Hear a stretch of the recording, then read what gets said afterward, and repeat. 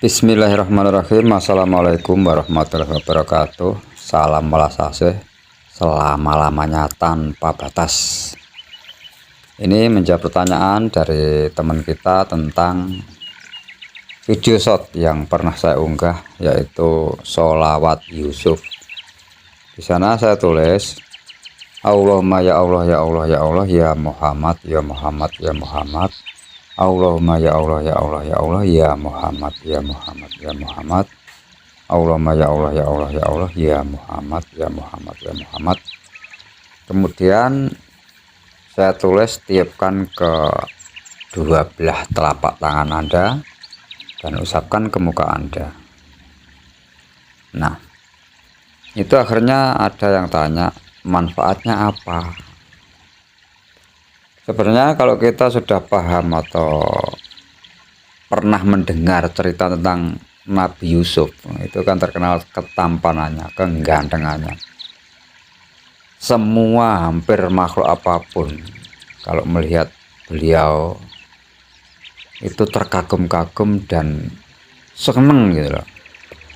Saking dahsyatnya gantengnya, ada sebuah riwayat yang mengatakan kalau umumnya orang ganteng itu ya ketemu orang yang biasa jadi terlihat jelek gitu.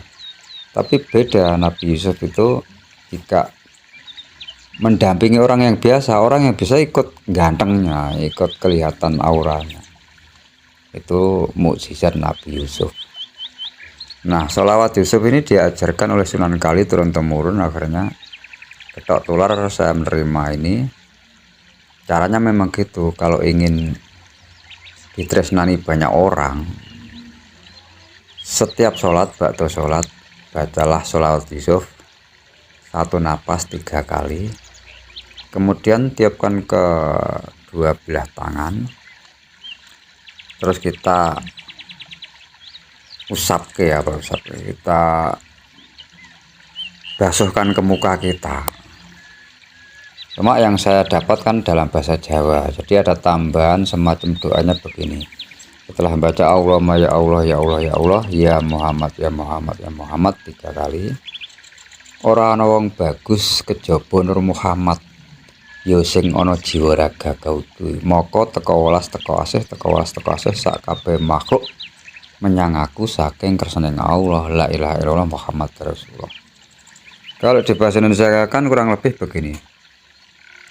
Setelah baca surat Yusuf, bacaan Jawa tadi, tidak ada kebaikan, kebagusan, kemuliaan kecuali Nur Muhammad yang berada di dalam diri saya. Maka atas izin Allah, semua makhluk welas asih kepada saya, sayang kepada saya. Atas izin Allah, la ilaha illallah Muhammad Rasulullah. Kurang lebih demikian.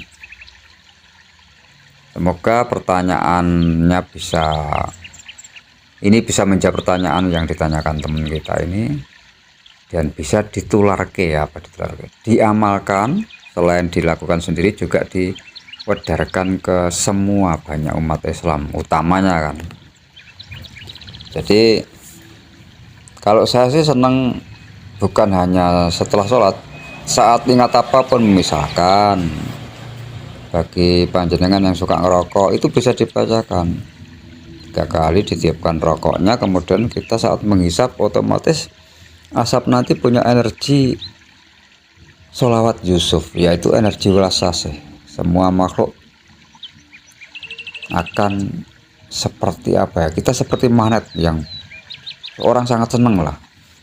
Jadi nggak gampang dibenci orang, hawani itu orang kalau lihat kita enak aja gitu. Atau bisa juga sebelum makan kita tiupkan ke makanan kita supaya ada energi dari kedahsyatan sholawat Yusuf tadi. Atau sebelum minum, atau megang apapun bisa kita bacakan, karena hakikatnya ucapan adalah doa, dan setiap doa itu punya energi yang dahsyat, utamanya doa yang maksimal, maksudnya yang sempurna. Apa itu doa yang sempurna? Doa yang antara ucapan, pikiran, dan perasaannya nyambung.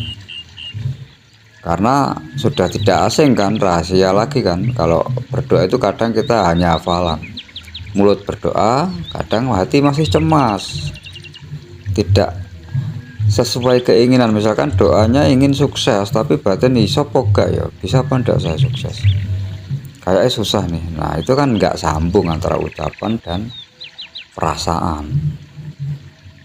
Makanya orang-orang yang sukses doa itu biasanya nggak begitu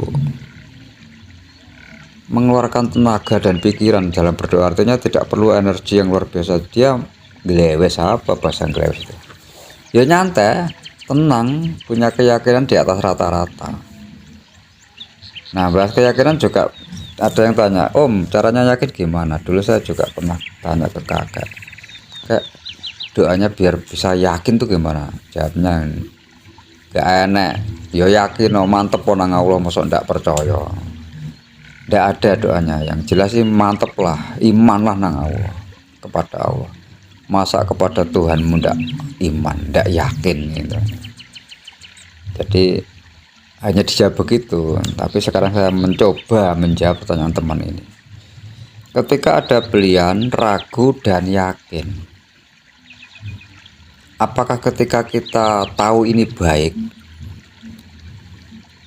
yakin gak yakin, tapi kita tahu itu kebaikan, kita tidak berani mencoba melakukan karena ragu? Nah, pertanyaannya, apakah ketika kita memilih yakin akan mengurangi kegantengan kita atau kecantikan kita? Kan enggak. Kenapa kita nggak milih yakin aja biar tenang? Karena keraguan itu bikin gampang loh, bikin nggak nyaman loh, bikin panik. Apalagi keraguan sudah mendekati ke ketakutan, kecemasan, akhirnya marah-marah dan lain-lain. Itu lebih parah. Apapun urusannya daripada ragu, kita yakin aja dengan Bismillahirrahmanirrahim, seluruh urusan beres. Jadi baca Bismillahirrahmanirrahim atau sholawat Yusuf atau doa apapun kita tiupkan ke air, kita izinkan diri kita akan bisa menuntaskan masalah atas izin Allah. Itu aja udah. Saya kira ini jawaban yang sementara bisa saya sampaikan. Allahumma berkah abadan abadan. Tetap semangat, tetap beriman, lakukan kebaikan kapanpun dan dimanapun. Assalamualaikum warahmatullahi wabarakatuh. Bismillah.